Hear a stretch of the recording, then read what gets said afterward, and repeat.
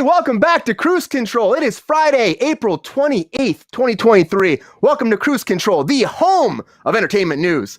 I am your host, everybody. Happy Friday. Brian Kruse back here again. And you know what? It's Friday, so what are we doing on Friday? We drink, of course. I got myself a Jack and Coke right here. And joining me on the program tonight is Miss Rachel Blakely. Rachel, welcome back to the program. How are you doing tonight?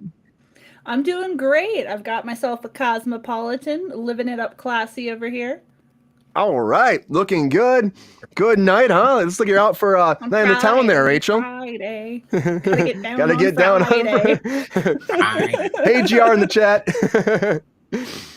And also joining us here tonight is Mr. Keoki Kekaula. Welcome back to the program, Keoki. Welcome back. Oh, thank you so much. Thanks for having me. I joined in. Yeah. Thanks for being here on this Friday. Welcome back. I don't know if this is fourth time? Where are we at right now with you? I'm not sure. Somewhere in there. It's like around my third. I feel like it, but I feel like we're having a connection. I don't know. I feel like we're doing great. I just love you. Things are working. Yeah. Part of the family. Hearts. All hearts all around. We try. We have a good time here on Kruse Control. We really do. You try and But everybody. Oh, look at this one. GR says third time on the show. Thank you, GR. You are a master of calculations. Thank you.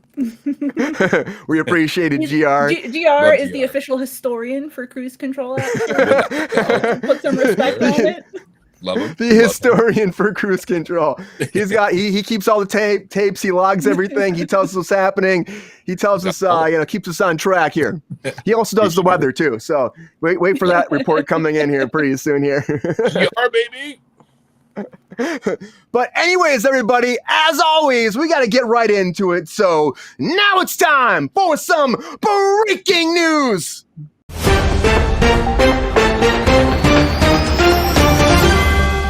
All right, everybody, we got to jump right into it. We always, if it's a Friday and something like this happens, that's sad. We usually start with this because, we just want to give this person a moment, really. Just give them a moment where we can honor their career and what they've done and what they've contributed to the entertainment industry. And Jerry Springer is one of those people that really, really has contributed a lot. I mean, you think about for a talk show, almost like a reality show on its own. But this man, 79 years old, he's been battling with cancer, apparently, very badly. It took a turn for its worse here in the past few months, and unfortunately lost him on Thursday. And of course, you guys know his show, the Jerry Springer Show, of course. He did 5,000 episodes, 27 seasons of this. Jerry. He's did a lot. And he was actually mayor of Cincinnati. This man has done a lot of things. I mean, politician, talk show host, celebrity. The man did, he had such a career, and it's really sad to see someone like this go. 79 years old. He should have lived a lot longer. And but it's but he still had a great career. He still had a great career, a great life. Made Steve a household name. Yeah, he did make Steve a household name.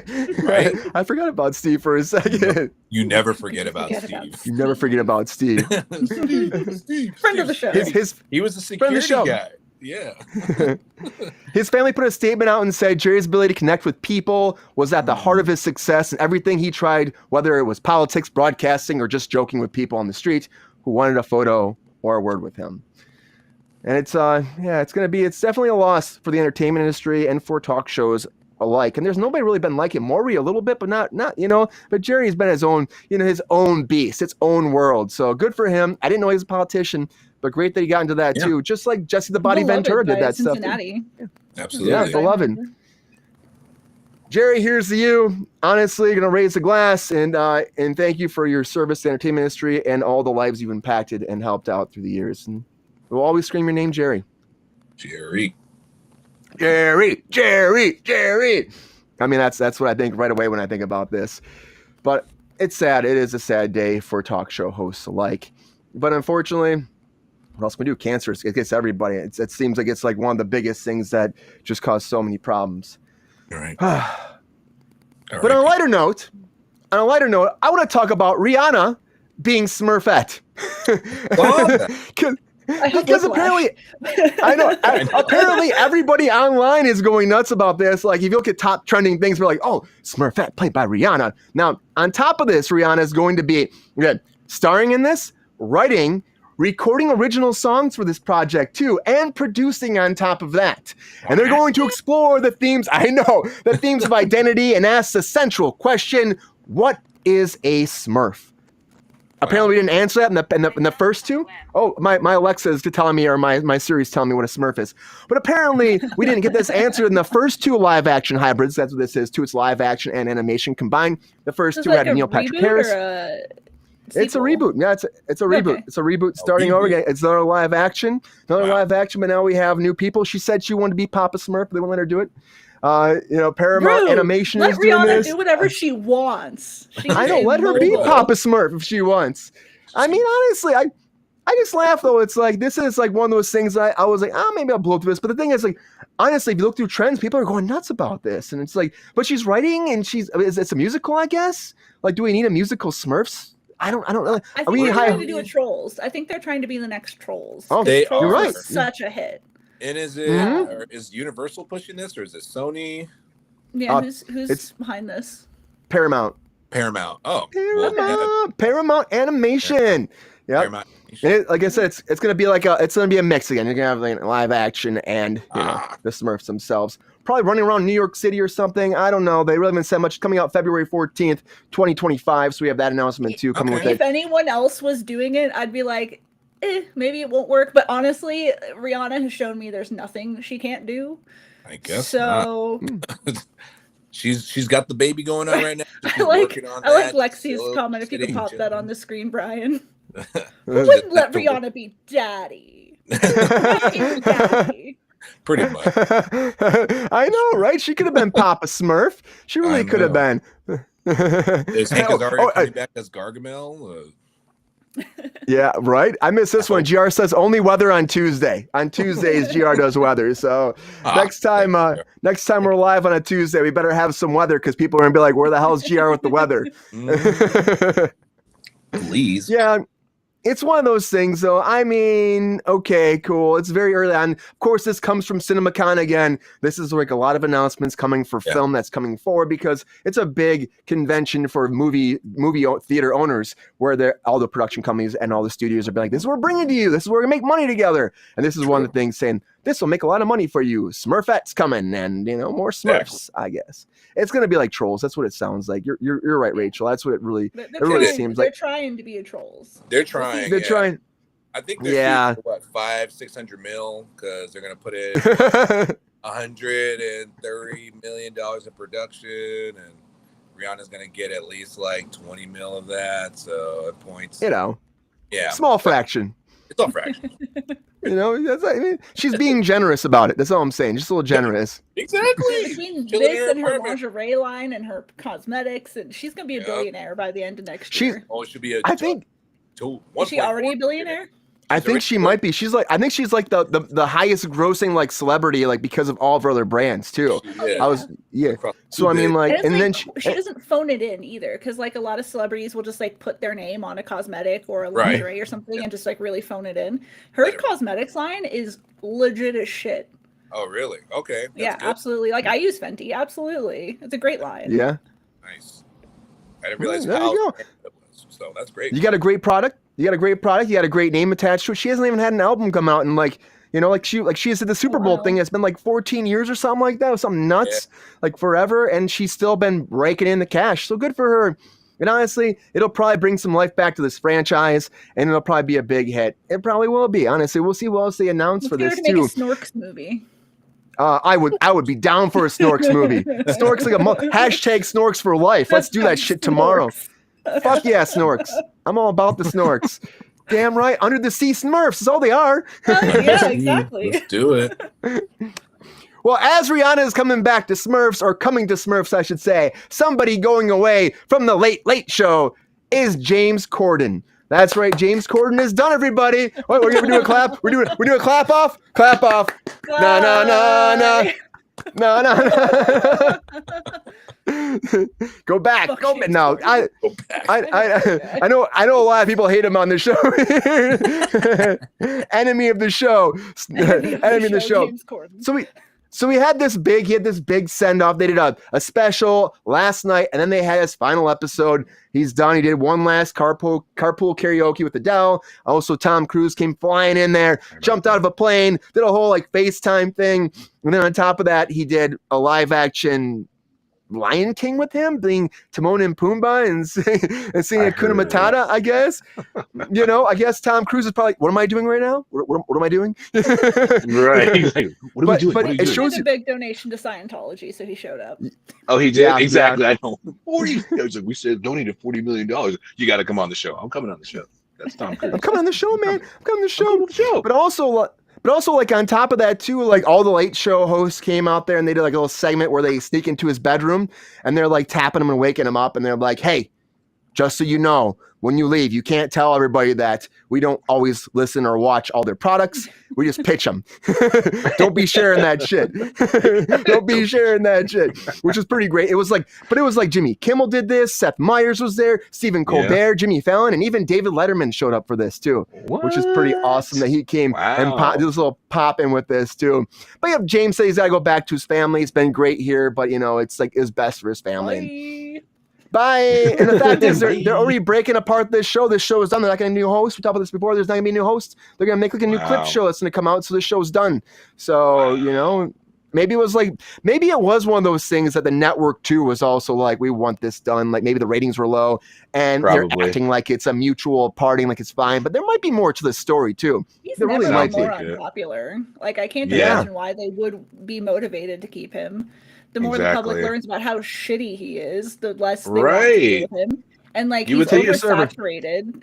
Anyone who likes musicals is fucking sick of him showing up in things all the time. I swear to God, if he shows up in Wicked, I'm just leaving. No, he's gonna pop up in there. He'll be there. He's gonna be like, Rachel, here I am. He's like glitter. You can't get rid of him. Not going anywhere. Well, the thing is, though, he says he's done. So even Tom Cruise joked about it. They were joking back and forth, and he said, "Tom, you're gonna forget about me when Mission Impossible like 30 comes out."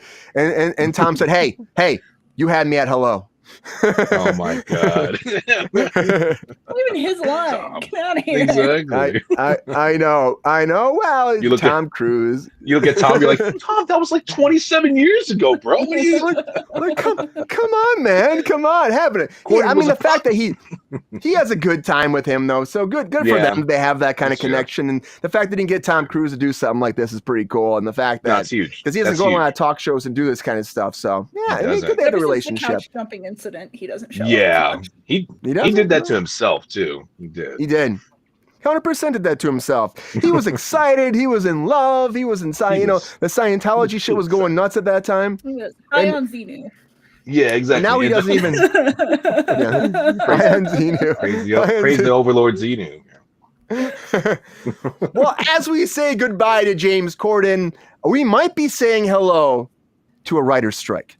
Now, guys, we've been talking about this for weeks now, everybody out there, and this is the time. The contract ends on Monday. So if they don't get a deal by Monday, Tuesday morning, the picket signs are coming out, and they already made the picket signs. They made them yesterday. Picket signs are made.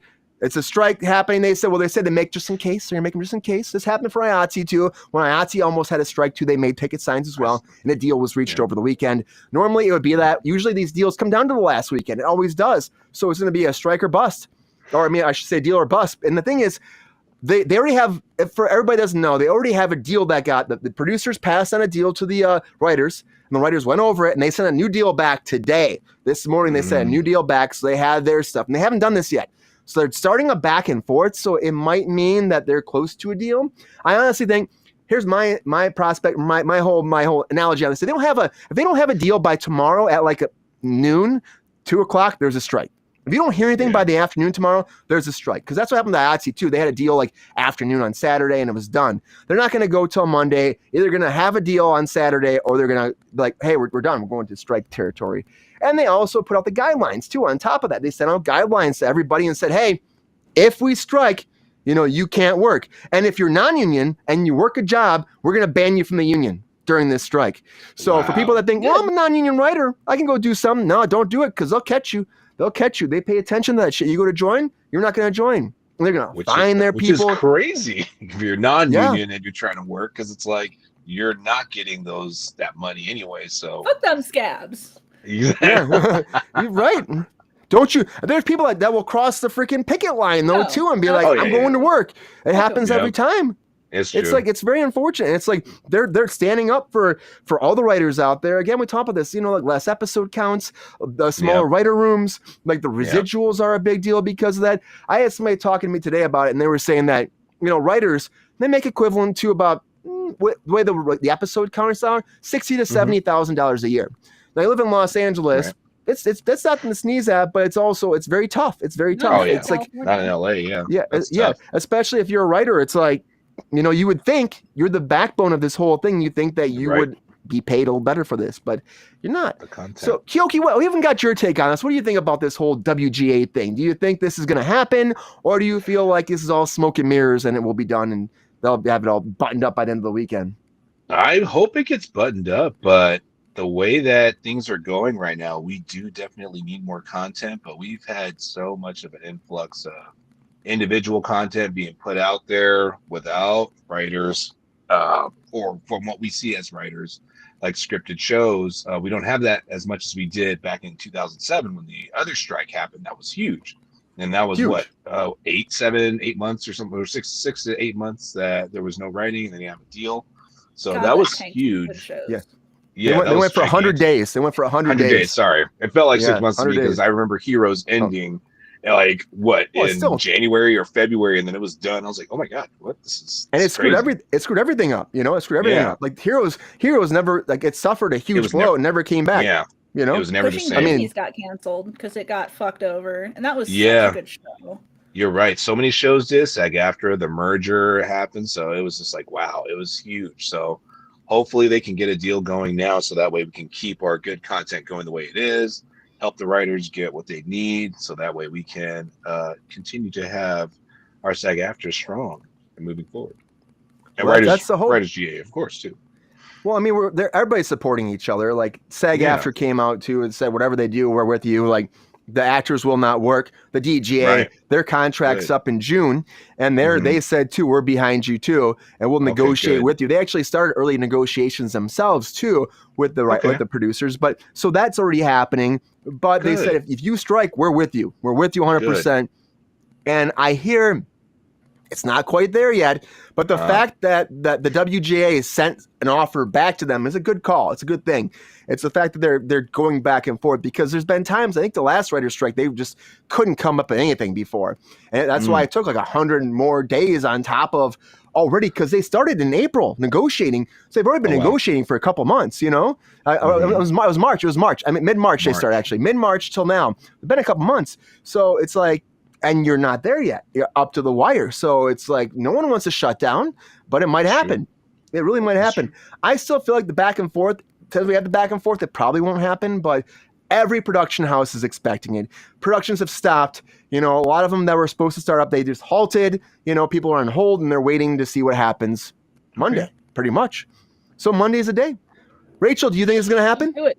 I think it will happen. And I always support labor, so I will 100% do whatever I can from the outside to support the strike. What can we as viewers do to support the strike?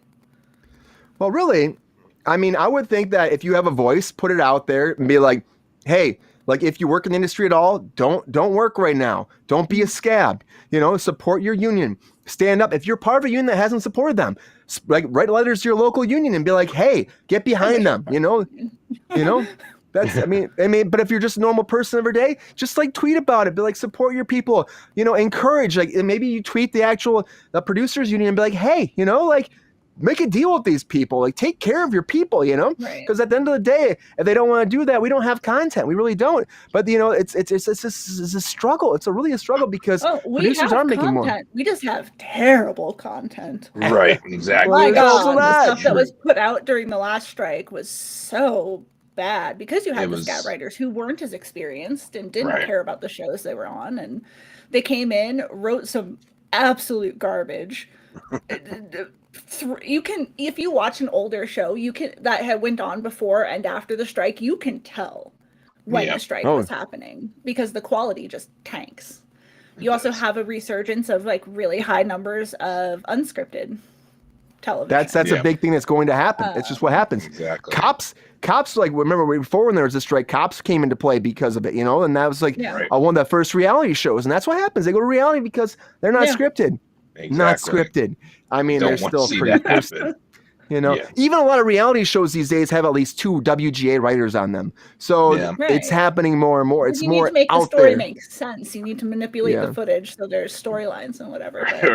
Exactly. Because nobody wants to watch people 24 hours and just see what happens. Like that would be so fucking boring. Sure. No. I don't want more reality TV. We need drama. Nobody wants more reality TV. And so I think, as a viewer perspective, if any shows decide to hire scab writers, I just won't watch them. Yeah. But that could happen. It could happen, though, and hopefully it doesn't, and hopefully they get a deal, and hopefully it doesn't come to a strike, but if it does, it's going to come to a strike for a reason, and I really think they need to work it out. I think it will, but it won't last as long as last time. Because, like you said, they've already been negotiating in good faith for, assuming in good faith. And they could realistically, if they are close, they could realistically be like, we're gonna give it more time, we're not gonna strike. That could happen. So Monday could come and go, and they could be like, hey, everybody, we're gonna just like in good faith work on our previous contract as of now, and then we're gonna give it this much time, and if we can't come to a conclusion in like a week or 2, then we'll strike, So that could happen. But you have to be very divided for it to come to that. I would assume like most unions, the unions who would be participating have strike funds to make sure that the actors, writers, crew members, people don't suffer while they're striking. WGA has a $20 million strike fund. Yeah. Okay, they're good for a minute. That's good. And if you go back to the last writers' strike, they only had a $9 million strike fund. That's it. Yeah. So they amped it up. They amped it up for this one. They're prepared. And it's a portion of people's dues. That's where it is. Like a portion of your dues has gone towards this. And they're not like handouts either. They're still like loans, they say. And so you're supposed to pay them back without interest. Now, they still have people that haven't paid them back from the last writer's strike. So, I mean, I think it's still like a hot couple $1 million that haven't been paid back. So, I mean, it's not like they're going to knock your door down, like, give us our fucking money. You know what I mean? But But they take care of their people, and they're even more prepared for this because this is the time where they're going to stand up. Because if you don't have writers, I mean, even when you do have writers, you could end up with content like, oh my God, a Christopher Robin rated R show. You can get this. So, everybody, this is happening. It's moving forward. The pilot is by the Sausage Party director. The director, creator. If you saw Sausage Party, that's who's doing a Christopher Robin rated R series. That was legitimately one of the worst films I have ever seen in my life. I still haven't seen it. It's a lot. Don't waste your time. It's a lot. Okay, I've heard it was. I mean, there's some fun. There's some fun, but overall, it's shit if you ask me. But I mean.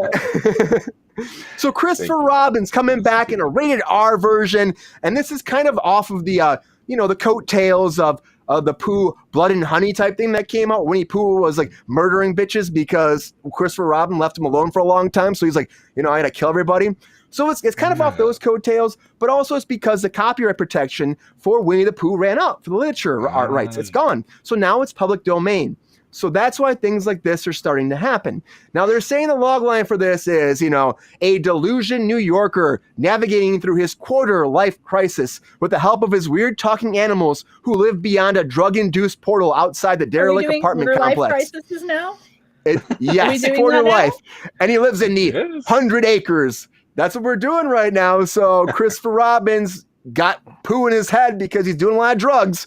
And, he's telling them to kill bitches probably, I just I hear this and I'm just like, why are we doing more of this? I didn't see the Blood and Honey one. Like, I'm kind of intrigued by it, but I'm also like, it's really bad masks and it's really bad looking shit. So I don't know. It's probably not going to be good. Keoki, have you seen either? Okay, Rachel, you want to get in there? What do you got? What do you think about this? Have you seen the Blood and Honey one, or you probably at least seen the trailer for it? And what do you think about delving into this IP and making horror movies and horror TV shows? It seems so phoned in. Like, let's take a children's property and make it horror. That's like the laziest shit you could do, to be quite honest. Like, I do believe that there are ways to do creative things with properties that enter the public domain. Personally, The Great Gatsby also entered the public domain within the last 5 years. I would love to see some horror time stuff with that. It's already kind of a social commentary on how the American dream is fucked, so I don't know how you'd make that more of a horror. But with Winnie the Pooh, like, my God, do something more interesting. I just don't care about them making horror property after a horror property. It's so lazy. It's just do better. Be better. Yeah, be better. I mean, because I don't leave Pooh alone. Why can't we leave Pooh alone? It's like the Grinch thing too, because Grinch fell into the public domain too, and they were doing that with the Grinch thing, with the horror Grinch thing. And it's like, why are we doing this? Why are we doing this? Keoki, what do you Mouse think? Is about to enter public. Oh God, unless can you imagine? Can, extend it again. They got to find a way. I'm not gonna do that, boys. They're gonna stop that. That's an impression. Keoki, are you excited about Christopher Rob? We did make it pretty far. That's the first impression of the night. We're gonna get some Keoki Prime coming later. I know that's happening. Keoki, what do you think about this? Are you excited about a Christopher Robin rated R series, or do you think they should leave him back in Pooville? I'm gonna call him Pooville. Leave Christopher alone, man. Like, it's already rough enough. He's hanging out with his little stuffed animals and, not having actual friends around. Leave Christopher Robin alone.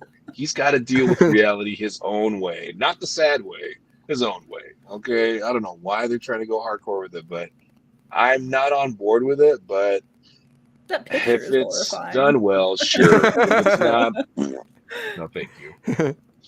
Okay. Yeah, I mean, there's supposed to be such like a heartfelt thing about it too. It's like a kid with like these imaginary characters that are like his family in a lot of ways, Yeah. I mean, it really tells about a kid's imagination and their lives and going out there and being one with nature almost too. It's like, these animals aren't actually talking to him. I know that, but why's it gotta be drugs? Right. Drug-induced insane. I mean, because that's where people go. I know. He must be on drugs. So lazy. God, if Tigger's bouncing around, he must be on drugs. He's seeing that thing bounce around on his tail, and Piglet's, oh dear. I can't even do a Piglet, but I think my Sean Connery is better. No, it's not. Your Sean Connery always. I am the last one. You're noticing me. I just think leave it alone. I'm an Eeyore fan, personally. Eeyore's awesome. Eeyore's awesome. He's just happy to be included. Exactly. Eeyore's like, I'm just he's happy to be included. Yeah, he's on board. You're like, your reality, sir. He's like, all right, I'll take care of it. Like okay, man. Thanks for noticing me. Thanks for nothing, everybody. Right. And you're like, if this shows you, though, it shows you that this is just how it's going to go from now on. Something pulls in the public domain, and in horror movies, even though they are hard to do some of the special effects, it seems like an easy out for a lot of people. It's just like, oh, we're going to make a horror movie out of this. Properties. It's so fucking lazy to take a children's property and go, oh, let's make it horror. Like yourself. Do something more interesting. Fun. Exactly. Make it work. If you're going to take something that's supposed to be geared towards children and make it horror, make it original property. Exactly. Make it original. Make it. Yeah, I agree. It's just really sad to see. Like, what was that show with? Oh my God, I forgot it. Christopher something or another. He had this imaginary bunny friend. It was set during Christmas. I know what you're talking about. You know what I'm talking about. Sabrina was talking about it not too long ago on the show.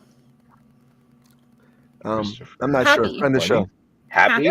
Oh yeah, Happy. That was a great property. It took something that was supposed to, maybe look more childlike and fantastical and turned it really dark. And I thought it was graphic. Very well done. Yeah. I thought so too. The second season was a little bit out there, but the first season was solid. It's on Netflix, I think, right now. It's a Sci-Fi Channel product. And it had Christopher Meloni, That's right. You're right. You're absolutely right. I remember that. Yeah, I really liked it a lot. Yeah. Okay. Yeah, it was. Yeah. Oh, I'm sorry. It was fun. A unicorn, not a bunny. I don't know where. Right. That's what I remember. It was like a blue unicorn. I was like, but that's why I figured because I was like, bunny. I watched it when it was new. It was several. Yeah. No, I remember that. I remember watching the episode. Like, this is crazy, and Christopher Meloni is just excellent. He's awesome. Friend of the show. Yeah. I'm gonna drink to him. Yeah. Chris Meloni. But that was a lot of fun too. The second season went a little bit crazy with the squishies and everything like that. Got a little bit out there, you know. With I can't think of his name. The Smiley, maybe Smileys were there called. I don't know, Mr. Sunshine. There was a lot going on with that show. But honestly, Christopher Robin, everybody, he's getting a rated R series. There's no network announced yet. There's nothing like that. It's just in development. Yeah, thumbs up, thumbs down. I'm gonna say down on this too. I'm gonna say down. We're not doing this shit. Like, why are we doing this shit? You know, it just keeps happening. No. But speaking of another child's toy, a child's franchise blown up into a big budget production, I want to talk about Transformers: Rise of the Beasts. Now, Transformers, we talked about Transformers last Friday for a minute, but it was the animated show. But now we're talking about the actual feature film coming out, taking place in 1994. The Autobots return to a live action along with a new breed of Transformers known as the Maximals, which are, like animals, but Transformers. They've been on Earth for a long time. We haven't seen them. They've been in hiding. Well, now they finally announced it. Unicron's ass is flying in to try to destroy the planet Earth and eat it. Unicron. No, he is not. Speaking of unicorn, that would have been a great transition. Speaking of unicorns. Sorry. But no, Anthony Ramos is in this. He looks like he's great in the new trailer. And Stephen Cable Jr., who did Creed 2, is directing this. Comes out June 9th. And the new trailer just came out. And for me, I'm like, shut up, Siri. And for me, I really think, technology, she's going to hate me someday. For me, I think that the trailer looked good. It was a good step up. It showed more of the plot. I love Unicron. They were not showing Unicron for a long time. And Unicron goes back to the animated movie. Exactly. And he was the big bad in that, which is, of course, an eater of worlds. A transformer that's bigger than a world that eats people or eats planets. Feeds off planets. He's a planet. And they kind of touched upon it before in the old ones, but this is a reboot now. It's kind of a soft reboot. It takes place in 94, so it doesn't even match the timelines of the other ones. So I don't know if they'll ever tie it together. They probably won't at this point. But Jazz is alive. Alive. Or someone is alive because there's a Porsche, so I'm guessing that's Jazz. It's not a Pontiac Solstice with a spoiler. This thing's that's floating in space. It's a Porsche. It's not a Toyota Tercel. It's not a Toyota Tercel. It's not a GM, envisioned engulfed money stuffed car. No, this is a serious Porsche. I'm like, yes, 90s. Give me that. Thank you. Bring that in. I think it's cool because the new 80s. Exactly. The 80s carried into the 90s. 80s would have been great, but I think because Bumblebee did so well, and that was set in the 90s too. I think that's also why they're like, let's keep it in the 90s. And Bumblebee is awesome. The movie was great. I enjoyed it a lot. Transformers movie I watched. It was good. Yeah, well, it was good. Well, you got Bumblebee back in this one, but also the one thing I want to talk about too is the fact they're actually going to have humans. That's what the trailer hints at. Using the Transformers on themselves to make suits, which is great, which is in the animated show actually, and the fact that that's a really cool thing. They have never done that in a Transformer movie before. Keoki, you love this lore, you love this franchise. What do you think about this new trailer? And you think that it's going to be a hit, or do you think that they shouldn't have touched this again? Well, the fact that they're not showing us everything immediately is good because that's what good trailers do. They show you little tidbits of what you want to see. It goes back to Batman v Superman. If they'd never showed you Wonder Woman the entire time, that movie would have been phenomenal. But because they expose it, it's boo. But because of, like you said, Anthony Ramos, it shows them get the add-on to the Transformer thing, but you don't see how it goes yet. So that's cool. I like the idea of it. And the fact that the design of it is not all Michael Bay'd out with, flamed up Optimus Prime. You just have them looking standard square like the old TV show or cartoons. You're like, this is what I want to see. And like I said, I'll even say back then, go to watch the Netflix computer generated show, and it's going to be great. It literally carries off from what it is, because the third season of that little CG episodes that come up, they take place, I guess, thousands of years ago, but it shows Optimus Prime meet the Maximals. So it kind of talks about that and about the approach of Unicron. Maximals. So it's really cool. And I wasn't a big Beast Wars fan guy. Like when it came on, I was like, oh, that's CG. It's the 90s. I'm too good for that. I want animation. But the new CG show that shows up on Netflix, watch that. And then watch this. It'll get you excited for it. It'll get you pumped, which is, I'm sure, one reason why they're pushing it out right now. Yeah, I think they really are. I mean, that makes sense to kind of like get people amped up for this. And it's not Michael Bay. And I will say too, like you're talking about the Transformers. I feel like it looks good because it's a little bit slowed down too. Yes, because that's the one thing I noticed from this trailer. The Michael Bay ones, they move so fast that you can't even catch. That's the biggest complaint people had. It's like you can't even see what the hell's going on. They're really utilizing slow motion and one take. In that trailer, they show like I'm like fighting. It's all one sequence going through the whole thing, which I think works really well. Exactly. And if you have the IP, then you can bank in the IP and bring people in with that, like you were saying. I think that'd be great. They should be promoting even more. Too. They really should. They should. Hopefully, they just have a really good storyline and just work everybody in. You don't have Shia LaBeouf yelling every 15 seconds, so you're gonna have to. I wish we had Shia LaBeouf. I wish we had Shia LaBeouf. I don't hate him. I like him. I saw Peanut Butter Falcon. I thought it was a great movie. So he did great. So I thought it was good. That fool to come back. I'm just saying. I want him to come back. I think he should. He is not a bad actor. Someone just needs to watch out and make sure he's not doing crazy stuff like Ezra Miller. Yeah. Like punching walls. Yeah, like Ezra Miller. Yeah, punching walls. Yeah, punching walls. Not something you want to do. Punch a wall as long as it's not a production worker's face.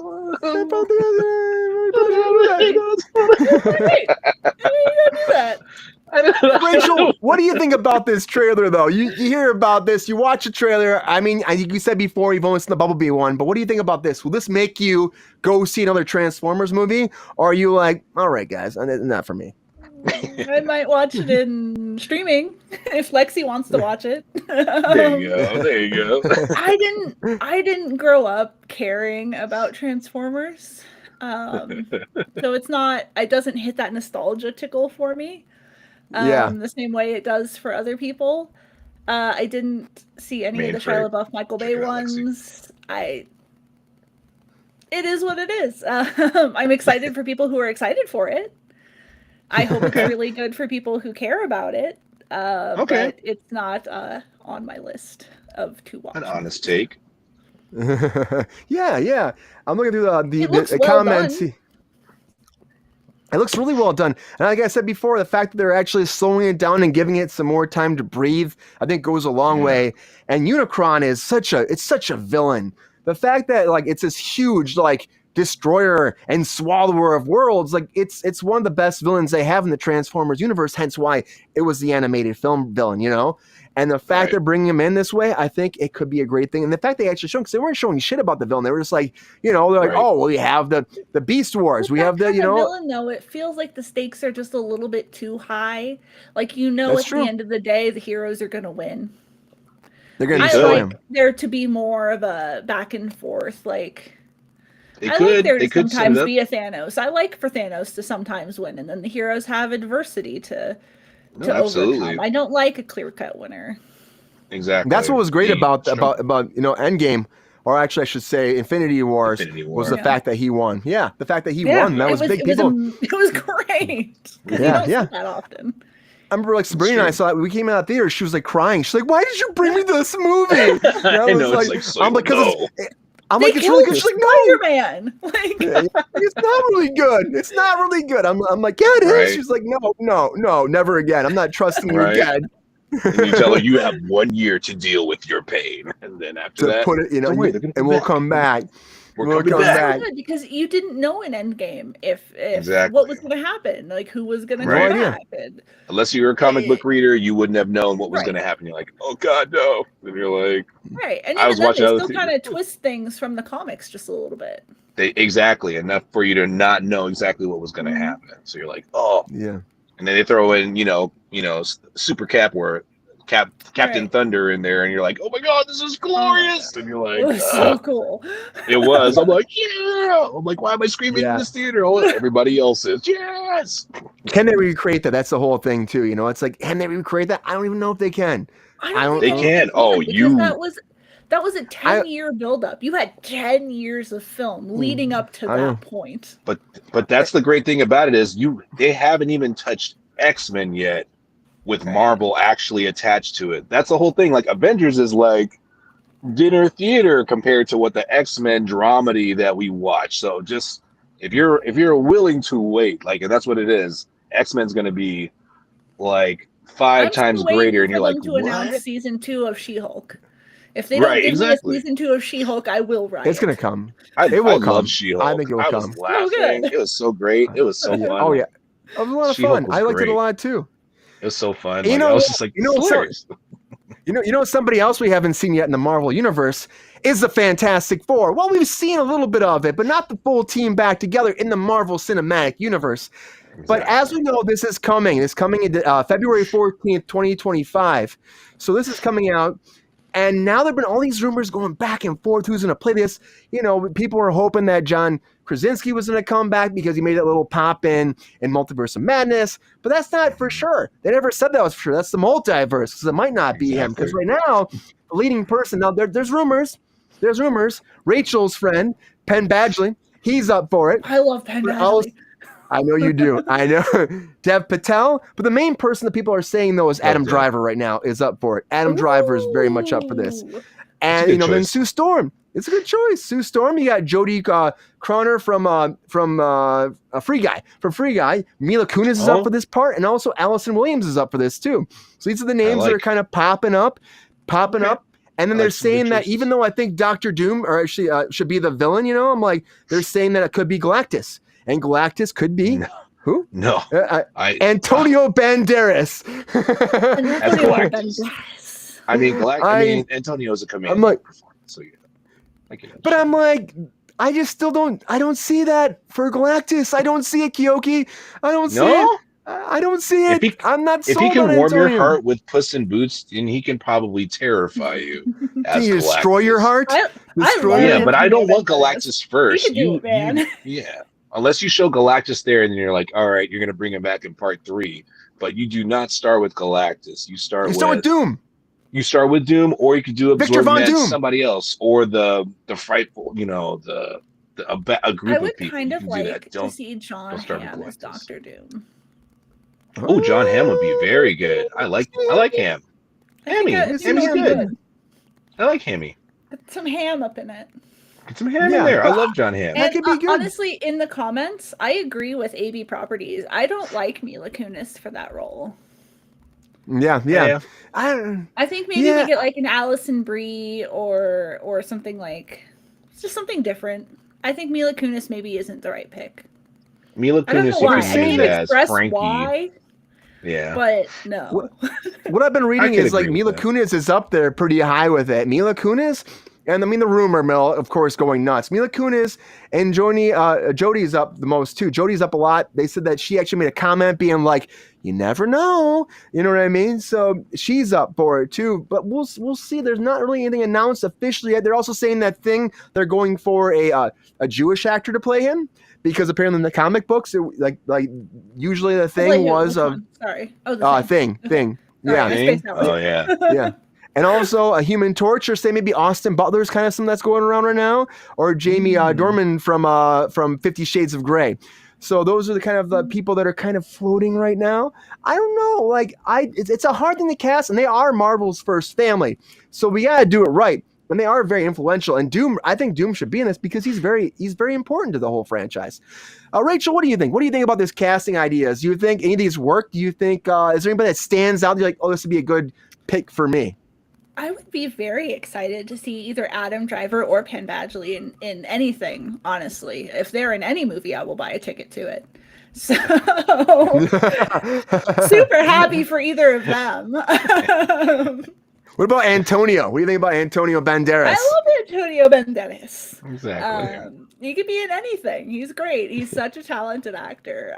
Right. He can sing, he can dance, he can act. He's the triple threat. He plays. Is he the villain we need? So he can play wicked. He can play mysterious. He can play sort of evil if he needs to. How about these girls? What do you think for Sue Storm? What do you think about these girls for Sue Storm? Is there anybody that stands out? Are you with AB Properties? Like, are you saying no Mila Kunis or what? I don't like Mila. I don't like Mila for it, and I don't know why. I just don't feel like it's right. Yeah. I think, and honestly, I don't want to be that guy because I think it should be a slightly younger actor. Mila's in her 40s now, I think. So she's, there are plenty of roles for her. I just think this one maybe isn't it. Well, if it was John Krasinski, maybe, maybe that would work, but it's not John. They're saying it's not going to be John Krasinski either. Well, that's what they were trying to get. They were trying to get John and Emily to be on it. Yeah, Emily Blunt. Emily Blunt have his wife be. I like Emily Blunt. Emily Blunt could do it. She's great. She is great. She can play comedy and straight at the same time and give you that sense of okay, like I'm on board with her. So.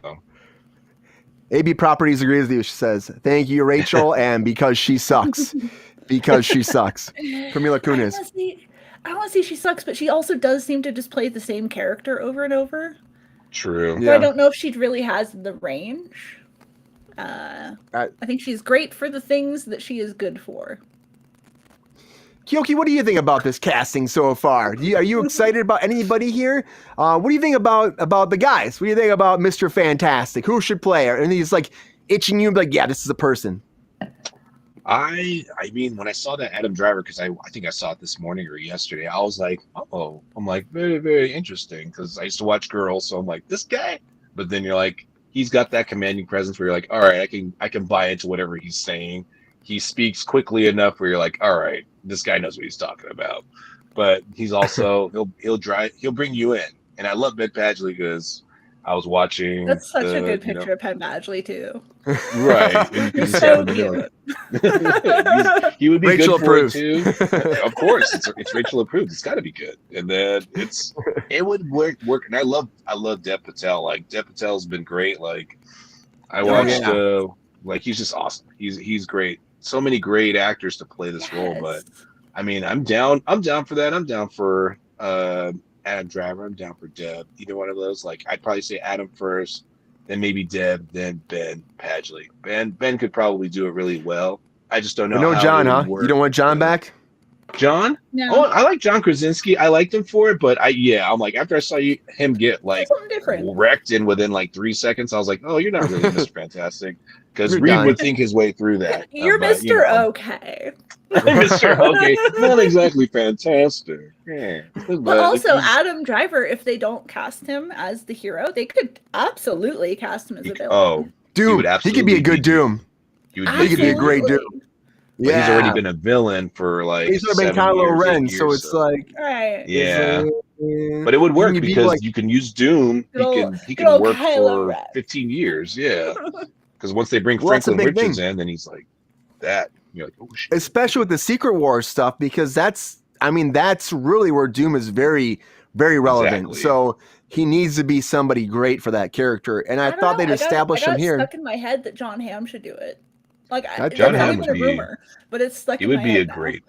He would be great, but I'm not sure if the Doom has. Remember, Doom talks in the third person, so they got to throw that in there at least a few times before taking it out.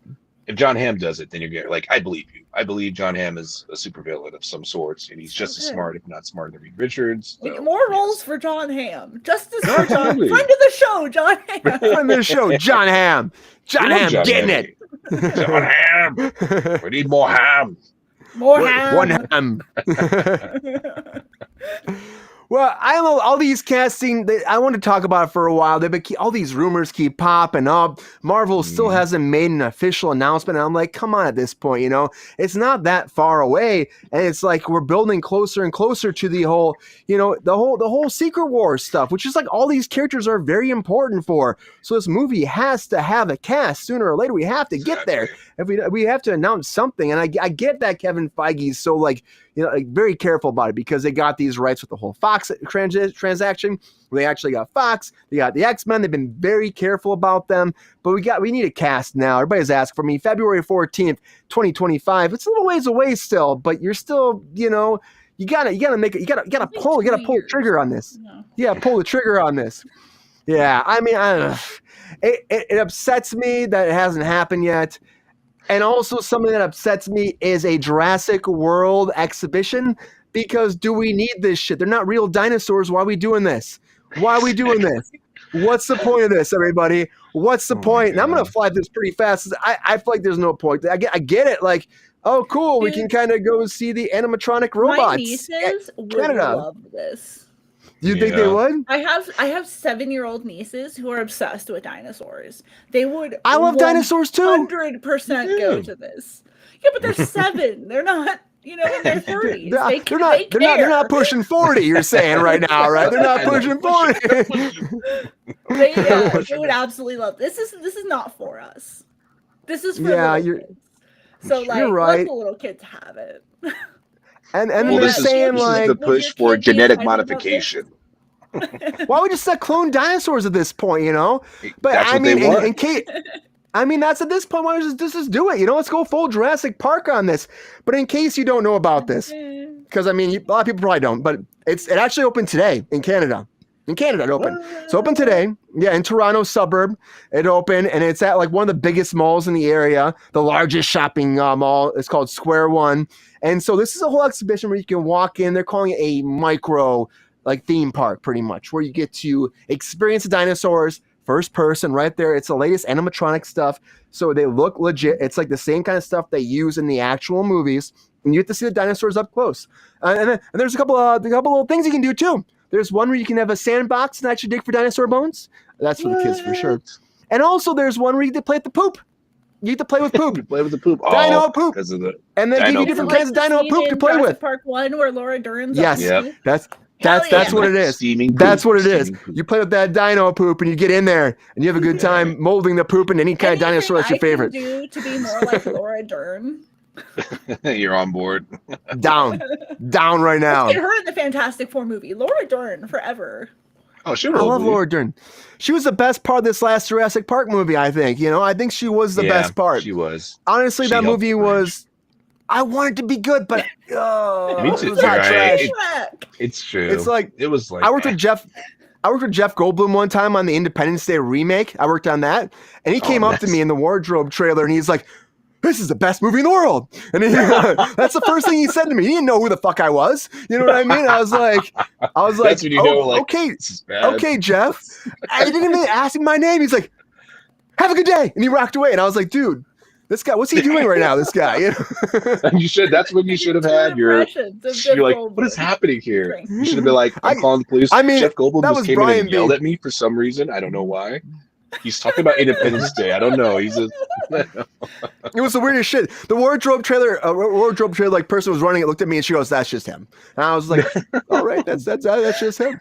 We shot a big green screen fiasco. I mean, it was what it was. I'm just like, I can't imagine being bemused at Jeff Goldblum. Just being like, it's fucking Jeff. I don't. That's just Jeff. That's what people were like too. It's just Jeff. It's just Jeff. But I see this, and I get the appeal of it. I want to talk about it because I get the appeal of it, and I saw it, and I'm like, this is something that we'll probably tour. They're taking a lot of these animatronic robots they've had in different cities before, too, and they're kind of like used the technology and brought them here to make an exhibit. And the idea is it'll probably eventually tour, but right now it's here in Canada. It's opening. We're going to see how it does.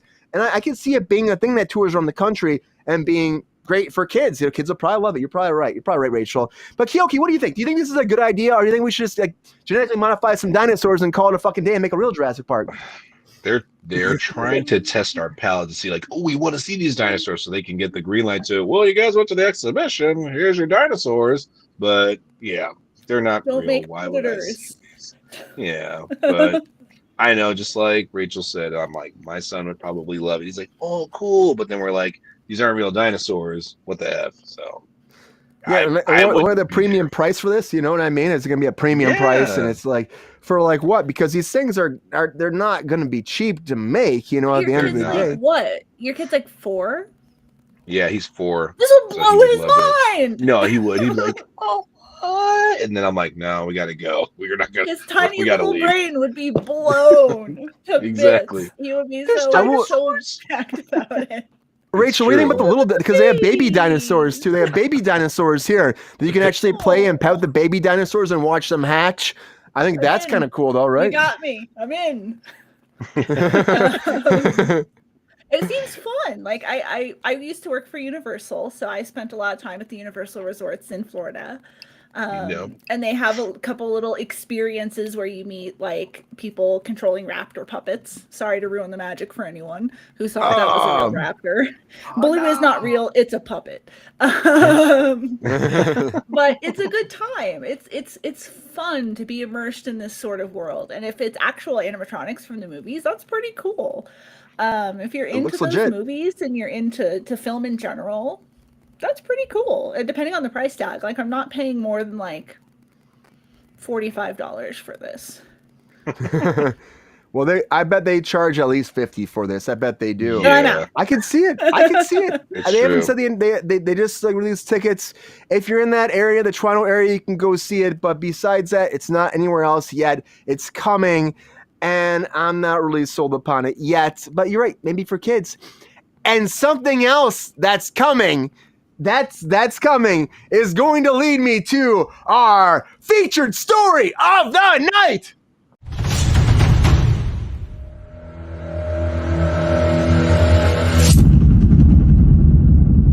So something else that's coming that I did not expect anytime soon is a Dodgeball sequel, everybody. It's only been 20 years, so, 19 years. 19. But Vince Vaughn, who, I'm actually kind of excited to see him do something because I haven't seen him do a lot recently. He retired. Vince Vaughn's, pretty much, right? I thought he was done. But nope, 20 years later, since 2004 was the last time this came out, he's coming back to produce and star in the Dodgeball sequel, which grossed $168.4 million, and it cost $20 million to make. Now, they haven't said if the rest of the cast is coming back. Now, of course, we also had Christine Taylor in there. We had Ben Stiller. Of course, Ben Stiller as his competition back and forth. Rip Torn, unfortunately, passed away. Rest in peace, Rip Torn. Justin Long, Stephen Root. I fucking love Stephen Root in this shit, too. Alan Tudyk. Yeah, Jason Bateman. Great cast on this. Super great cast. And I used to love it. we were joking about before we started the show, but it's like dodge, dip, dive, duck, and dodge. You know what I mean? The 5 Ds of Dodgeball. And I like the movie a lot. I was really excited to see they're actually making a sequel, but it's like 20 years later. Vince Vaughn hasn't done anything for a long time. Will Ben Stiller come back for this?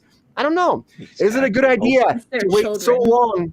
We've talked about this before. Yeah, but it's been a long time. We've talked about this before. Is it like with Twister?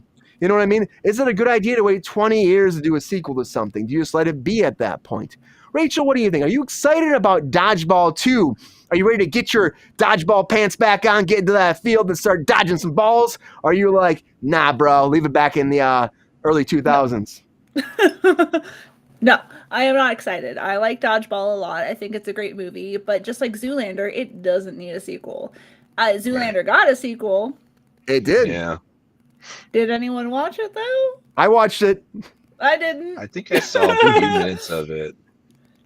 I actually just watched it again recently. You did? I did, love the original. I just showed Lexi the original a couple weeks ago because she'd never seen it. Who hasn't seen Zoolander? Right. And I feel like Dodgeball falls into that same boat. Dodgeball and Zoolander are like cousins. Cinematically, and it was the same kind of time too. I feel like either one of them need a sequel. They were just good little snippets of their time. That's what comedy was at the moment, and it just doesn't, I think, work for a modern audience. I think I haven't watched Dodgeball in many, many years, but I don't think the humor maybe aged as well as we would have hoped it did. There's probably definitely a few jokes in there that wouldn't fly for today's audience. 100%. So I think you should just leave it where it is and call it a day. None of those actors are at their prime anymore. Let it be. I will say this about the Zoolander sequel, like going back and watching it, I think it's better than I thought it was when I first saw it. But then again, I think I was a little intoxicated when I watched it again. It was over the holidays. And it was just it's not the same energy. That a Hansel is not as hot as it used to be. You can't capture the lightning in a bottle twice. Right. I will say Will Ferrell did a good job in the second one though too. Will Ferrell still killed it. And they had some fun moments and some bad moments. Like all of a sudden he had a son and he got mad because his son was like fat he was mad about his son being fat, pretty much. Like, my son, that's not right. Doesn't hold up. That's a little difficult. I mean, but I think Ben Stiller will come back for this too. I think he will because, again, it's kind of like one that at that same time. I think he'll do. What else is he doing? I think he's just producing and mostly like directing. He produces Severance. Severance is something he's been doing too. He was producing and directing a few episodes, but he's been producing that. That show's huge. More behind the camera now. That's kind of what happens too. I think weirdly enough, Ben Stiller should try to go for serious roles. Do an Adam Sandler. Do an Uncut Gems. Like Uncut Gems. Go there. Get in there. Uncut Gems. Uncut Gems. That was an impression, so I'm gonna. That was definitely an impression. Keoki, what do you think about this? Do you think this is a good idea to delve back in 20 years later to do a Dodgeball sequel, or do you think that we should have left it in 2004? I was surprised to see that, but I'm like, oh, Ben Stiller wants to do it. I'm Ben Stiller. Vince what's Vaughn. His face? Yeah, Vince Vaughn. That's how fucking memorable he is. Exactly. Who gives a shit about Vince Vaughn? No, I love Vince Vaughn. Like, I watched it. He had the Freaky movie, which was great. He played great in it. It was pretty nuts. So that's the most recent thing that I've seen him in. But he hadn't gotten a lot of good hits after Wedding Crashers. So I was like, dude, like, I want to see you in more stuff, but it needs to be good. Like, it needs to play off of you. So if there's another Dodgeball, it may play well. And if he's producing and you're able to get enough people back, it could probably work a little bit. But like Rachel said, it might have been just the timing of when it came out. It was like a comedy that can work. I found it to be funny. It wasn't the most hilarious movie, but Patches O'Houlihan, all that. You had Azaria involved. Steven Pirate. Everybody coming. Steven in there. Just like Steven Root is just hilarious no matter what. And they made it fun. They made that movie fun. And you could throw Alan Justin Tudyk. Long in there now. So, and Alan's just, when is he as not a great? pirate? Fucking great. Exactly. Gar. Friend of the show. Great pirate. Yeah. It underplayed. I think the only person they don't need is, They don't need Vince Vaughn. They don't need Vince Vaughn. You love Vince Vaughn. Oh. But it's true. He's not completely necessary, but he's fun. It's Dodgeball though. Like, Rip Torn was one of the best parts of that movie, and so good. He was so good. And he was. What do you do without Rip Torn? He was so funny. He was funny. I mean, he was really funny. I feel like you make it happen somehow. I mean, the thing about Vince Vaughn, he doesn't have much happening these days, so I think it's a good IP to go back to for him because it did so well. He doesn't have much happening. Yeah. I mean, he's not that funny. He worked in the early 2000s. I liked him back then. Wedding Crashers still one of my favorites. Wedding Crashers was like what, 2003, 2004? Like, that's 2005. Like the last time he was funny. Yeah, Keoki. He's like, come with 2005. It was true. I watched it. I enjoyed it immensely. I own several copies of it. It was a delight and still a great movie. What have we done? We don't need any more American Pie sequels. No, we don't need more American Pies. I've seen all of them, but we don't need any more. We're done. You've seen all of them? But why? Why would you? Why would you watch after 3? I watched 3 and I was like, I'm making a mistake here, and I knew that in the theater, but I still watched it. Something weaseled into my brain and said, "Watch all of them." Oh my goodness. We're also still watching those Fast and Furious movies, though, Rachel. So I'm just saying. I am. I already bought my tickets for 10. I am set for opening night. You ready? I can't say much. I saw Mario again last night, so I can't say much. So Mario again? Nice. Yep. I'm just like, but Vince Vaughn, I worked with him one time, and he is that person. Real life. Worked in that couples. I've heard he's a dick. It just seemed like he was on cocaine the whole time, which I've heard he loves. I mean, just talking really fast. Lawyers. If any lawyers are watching the show, allegedly, always allegedly. I should have hashtag allegedly in the top corner. But I mean, like, I worked on Couples Retreat. I remember it was the guy from Christmas Story was directing. Allegedly directing, because Vince Vaughn was really stepping in a lot, And there was a scene I worked in that didn't make the cut, and it was actually like pretty funny. Never made the cut, the whole scene, but it was there if you watch the movie, you can see the gap. Like they go on some trail, and then on the trail they end up at a transgender bar, and they took it out. But it was actually going back to Transformers.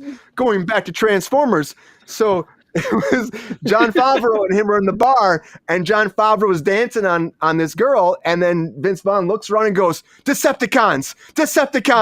Oh, these are dudes. That would not fly these days, but that's what he said. That's cut the whole thing. Hilarious. That's perfect. That's literally comedic timing. That's perfect. Cut the whole thing. God. Oh man! But they cut the whole thing. The room. Wow, that's actually. You know what? I kind of support that cut. It probably would have caused problems. It would have caused massive problems. I know, it would have caused a lot of problems. But that was the whole joke for the whole thing, and I'm like, is this gonna fly? I remember we were shooting it. I'm like, is this gonna fly? That's what they were doing. They were shooting whatever they could. They're leaning on these early 2000s jokes that just aren't funny anymore. Yep, it's true. It doesn't work. It doesn't. It won't. That's Vince Vaughn's humor, though. Will that work nowadays for a Dodgeball 2? They'll probably clean it up for the Dodgeball 2 now after having this discussion than I did at the beginning of the discussion. Yeah, I just don't know. Like for me, I'm just like Vince Vaughn doing this. I'm just like, all right, man. Yeah. And he just announced that apparently it's his idea. It's his plot points.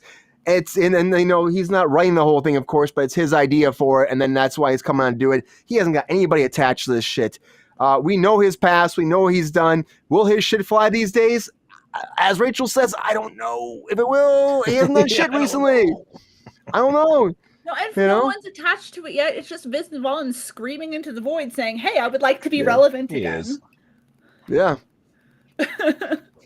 It just drives me nuts. I'm like, this is something, but I like the first one. Can it be good again? Can it remake the magic? Probably not.